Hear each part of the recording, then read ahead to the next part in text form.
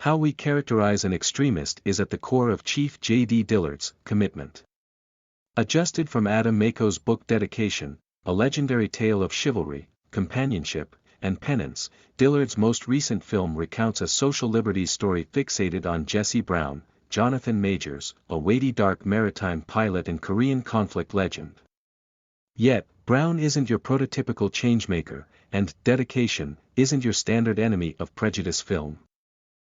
However, it additionally concerns the fellowship framed by Brown and white partner Tom Hudner, Glenn Powell, likewise a chief maker on the image. The film likewise undermines past artistic pairings between dark people and white individuals during isolation, Green Book, Driving Miss Daisy, The Disobedient Ones, which are saturated with generalizations and multiplied with supernatural Negroes who have the ability to end bigotry if by some stroke of good luck their white partner could see their mankind. These movies, obviously, set the biased white individual as a sort of legend, while othering the individual it professes to think often about. Dedication navigates the precarious situations among disagreement and amicability, hard examples and chivalrous victories, and full-throated allyship and pointless white responsibility easily.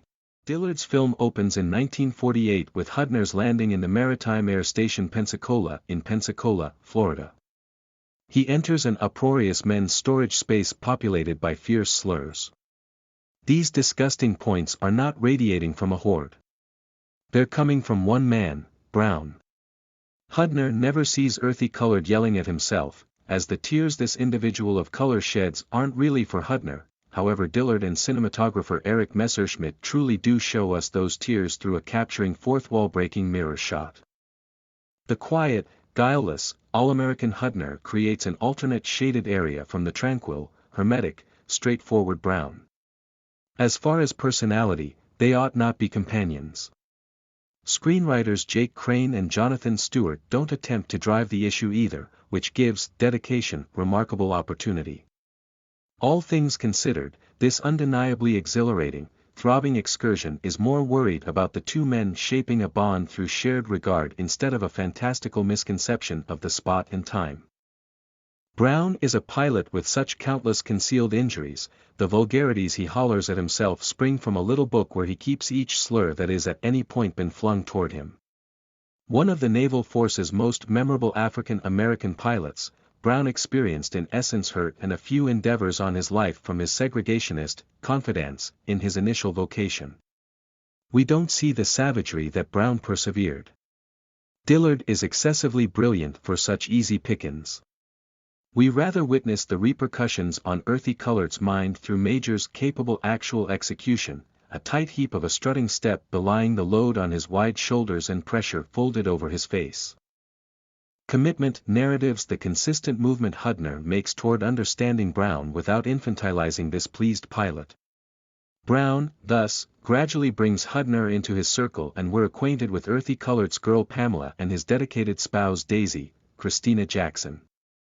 Dillard compares this home life, where Brown can leave the tensions and bigotry, where his whole edge and look eases up with happiness, with the troublesome scene of being the main person of color in an ocean of white maritime pilots. Jackson is an eruption of joyous air as Daisy, offering the image some genuinely necessary levity and effortlessness. Furthermore, in numerous ways, the bond shared by Daisy and Jesse, more so than integration or war, gives the image a tangible heartbeat. Be that as it may, struggle comes. The Korean conflict sends Brown and Hudner and their group to a transporter destined for the Mediterranean Ocean. Their sending requires the pilots to prepare on the F-4U Corsair, an airplane that stresses Brown. The penetrating on these planes turns into a touch tedious for the most part in light of the fact that the hardships, despite the fact that earthy Colored feels them, can be excessively specialized for an overall crowd participant. However, I'm certain flight nuts will cherish these subtleties. The aeronautical dogfights in Dedication are just exciting. Many individuals will quickly contrast this Korean conflict flick with Top Firearm, Dissident. However, Dedication remains all alone. It's a vivid encounter where the thunder inside the cockpit excites, the cinematography by Messerschmitt, Mank, immovably lays out us in the elements of the engagements. The altering by Billy Fox, Dolomite is my name, is firmly twisted to holding closes. For Dillard, earthy color's battle against prejudice on the ground go on overhead, where the pilot tracks down his most noteworthy opportunity. In this image, there is no apparent actual brutality against dark people as a method for social liberties or to be viewed as human by Hudner. Earthy color's presence is his dissent. His plane is his demonstration. An over 2-hour film that in a real sense flies by, Dedication, is a graduation of sorts by Dillard, from his minimal type film material to a marvelous enormous scope surge.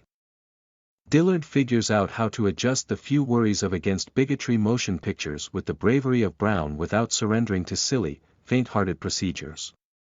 Indeed, even toward the throbbing end, Commitment deals with an ideal arrival.